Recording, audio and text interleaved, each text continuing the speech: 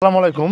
চলে আসলাম একটা সাইডে, দেখছেন রানিং কাজ চলছে, গাঁথনির কাজ হচ্ছে। তো গাঁথনি করার সময় অনেক কিছু কাজ আছে যেগুলো আপনারা প্রথম করে রাখলে পরবর্তীতে কিন্তু অনেক সুবিধা হবে। যাই হোক, সে কাজগুলো আমি দেখাবো। বিশেষ করে জানলা দরজা ছাড়ার সময় অনেক ছোট ছোট কাজ আছে যেগুলো মিস্ত্রিরা কাজ করার সময় অতটা খেয়াল রাখতে পারে না, বা বাড়ির মালিকগুলোও খেয়াল রাখে না। আমরা শুধু বড় বড় কাজগুলো দিকে খেয়াল রাখি।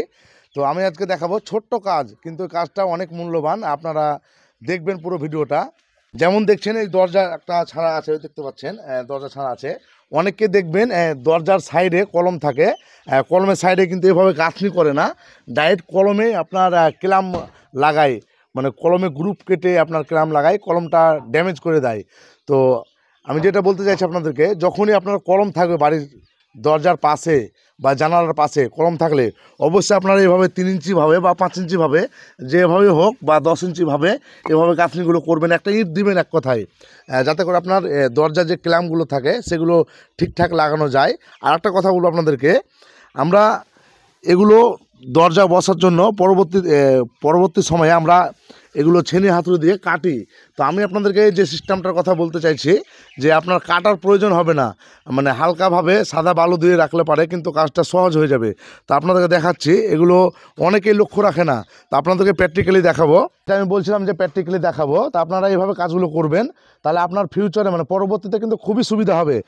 কলমগুলো চিপিং করা না থাকলে চিপিং করে নেবেন। যাই হোক, নিচে একটা চিপিং করা আছে, এভাবে কুন্নি দিয়ে হোক, হাতুড়ি দিয়ে চিপিং করে নেবেন ভালোভাবে।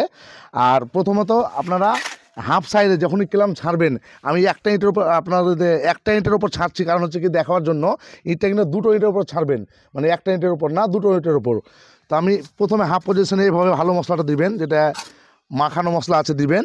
আর হাফ পজিশনে কিন্তু বালি দিবেন, এভাবে পানি দেওয়ার পরে মোটামুটি সাদা বালু যেটা আপনার হয়, সাদা বালুটা হাফ দিবেন, এভাবে হাফ দিবেন।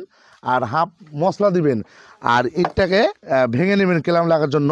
যদি আপনারা ভিতরে ক্ল্যাম দেন তো আর বাইরে দিন, আমি বাইরে যেহেতু ফ্রেমগুলো বসাবো তার জন্য বাইরে এটাতে বালি দিলাম। আপনারা যদি ভাবেন যে না ভিতর দিকে ফ্রেম বসাবো, তাহলে ভিতর দিকে বালিটা দিবেন। যাই হোক, ইটটা ভেঙে নেবেন। ভেঙে নেওয়ার পরে এভাবে দুটো আদলা হয়ে গেল। তারপরে কিন্তু ইটটা এভাবে বসাবেন, এভাবে ইটটা বসাবেন। এরপরে যে ইটটা বসাবেন এভাবে ইটটা বসিয়ে নেবেন। তাহলে কী হবে, আপনার যখন আমরা ইটটা ফ্রেমের গ্রুপ কাটার জন্য ইটটা খুলবো, তখন কিন্তু এই বালিটাকে আমরা যদি কেটে দিই, তাহলে অনায়াসে কিন্তু আপনাদের ইটটা খুলে যাবে। তো যাই হোক, এভাবে আপনার বাড়ির কাজগুলো করাবেন। যেখানে দরজা জানলা আছে এই ইটগুলো কিন্তু সেভাবে বসানো আছে। যাই হোক, এই দিককার ইটগুলোকেও এইভাবে বসাবেন। এক কথা, যেখানে জানলা দরজা থাকবে সেই ইটগুলো এইভাবে বসাবেন, যাতে করে আপনার পরবর্তীতে ক্ল্যাম লাগানোর কোনো সমস্যা না হয়। আর এই ছোটো ছোটো গাঁথনিগুলো দেখবেন অনেক সময় ছেনি হাতুড়ি মারার কারণে একসাথে পুরো খুলে যায়। যারা কাজ করেন হয়তো প্র্যাকটিক্যালি তারা বুঝতে পারছেন আমার ব্যাপারটা। তো যাই হোক, এ ধরনের আরও ছোটো ছোটো ভিডিও দেখতে আমার পেজটিকে ফলো করবেন। আসসালামু আলাইকুম। আবার একটা নতুন ভিডিও নিয়ে আসবেন ইনশাআল্লাহ।